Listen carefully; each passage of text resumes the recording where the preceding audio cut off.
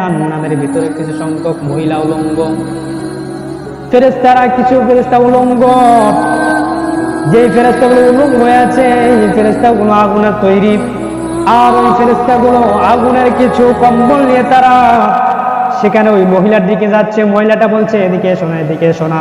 মহিলাটা যখন দেয়ালের ভিতরে ঠেকে যায়, ওই ফেরেশতাগুলো মহিলাটাকে জড়িয়ে ধরে, এবং জড়িয়ে ধরে আবার যখন মহিলাটা সেখানে পুরো সারকার হয়ে সেখানে কঙ্কাল হয়ে যায়,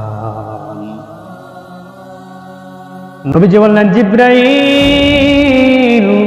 ওরা কারা যাদের জাহান্নামের আগুনে এইভাবে কম্বল দিয়ে বারবার শাস্তি দেওয়া হয়? আমার নবীজিকে জিবরাইল বললেন, নবীজি চলুন সামনে যাই। নবীজি জিবরাইল আমাকে সামনে চলে গেলেন।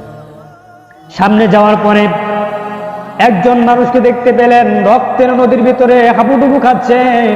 ওই মানুষটা সাঁতার কাটতে কাটতে যখন উপরে চলে যাচ্ছে, যাওয়ার সাথে সাথে ফেরেশতারা তাকে যখন উপরে উঠবে, ফেরেশতারা তাকে সেখান থেকে আবার নদীর মাঝখানে তুলে দিচ্ছে।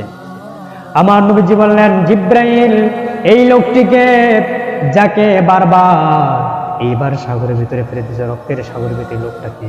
জিবরাইল আমিন বললেন, ইয়া রাসূলুল্লাহ, ইয়া হাবিবাল্লাহ, আপনি সামনে চলেন। নবীজি সামনে